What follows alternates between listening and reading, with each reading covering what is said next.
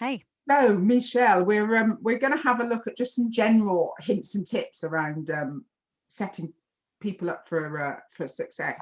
And it struck me, what if I don't know who I'm going to be working with in my Mm. triad? Yeah. Well, the likelihood is you might not because they're organised at random.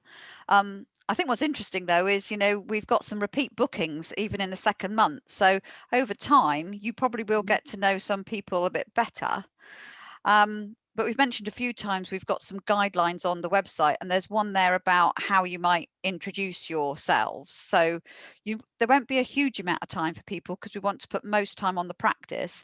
But in the introductions, I think it's really helpful to share what's your typical client like. We don't Mm, really need to know people's biographies and their career to date and how many qualifications they've got and all the rest of it. But it is really helpful to know the kind of context in which they work and the yeah, kind of typical clients that they work with. So if I was going to guide people, it would be just focus on the kind of practice that you do.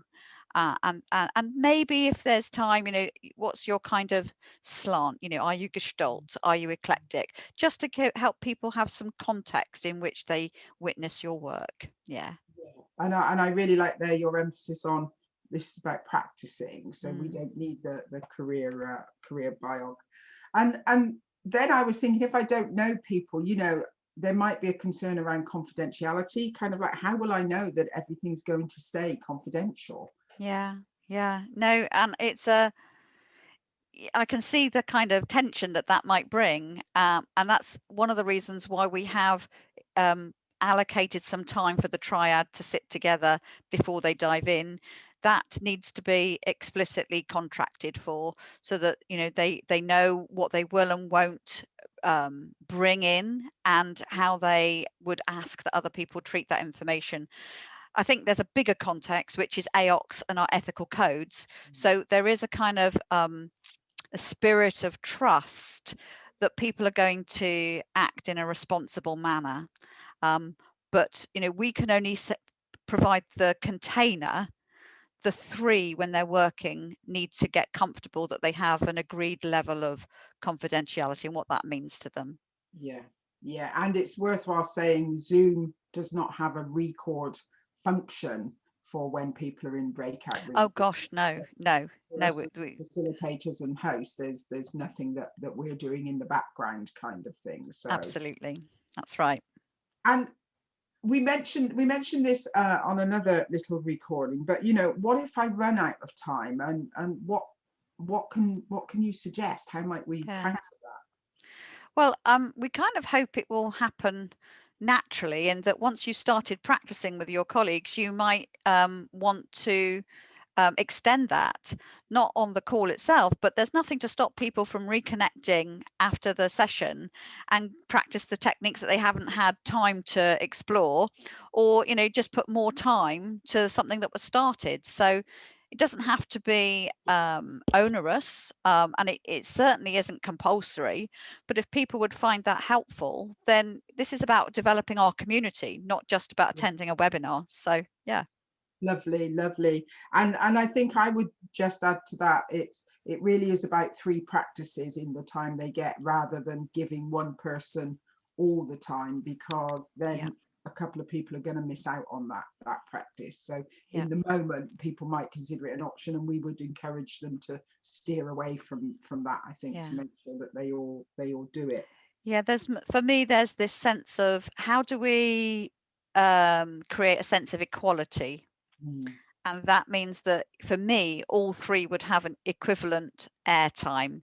And yeah, as tempting as it might be to take something to conclusion, you'll be eating into somebody else's time. So I'd err on the side of equality yeah. rather than completion. Yeah, absolutely. And maybe as part of that setup intro, there's the observer saying, how do you want me to manage time as well? Yeah. Or is Yeah. that something the practicing supervisor Yeah. wants at that process level? Um, and this, I think, ties back into the confidentiality thing. We're going to bring people back into the main group Mm. to do some sharing of the experience. And the question is, what will we need to share in plenary? Yeah, no, it was really interesting to be part of the first plenary, because there's a kind of magnetism to understanding what the supervisee was working on. We get drawn into content, you know. It was true for the delegates, it was true for me. You kind of get, it's like, oh yeah, and you know what was really happening for them. Yes. And the intention is about focusing on process, focusing on the supervisor. So what we're really wanting to know is, you know, how was it using that particular part of the technique? What did you find worked well? What would you refine? What would you draw in and, you know, integrate with other things? So we are really wanting to explore the supervisor's experience, not the supervisees. But just as I said with the observation, of course, it's not linear. You can't just look at that.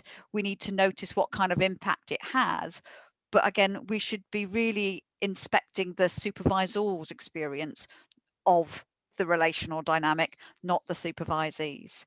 So Yeah. it's going to require some discipline, I think, on my part, facilitating the plenary and also the delegates, you know, because it's such a natural draw to Yes. get into the content. So yeah, going to have to do our Fabulous. best to stay.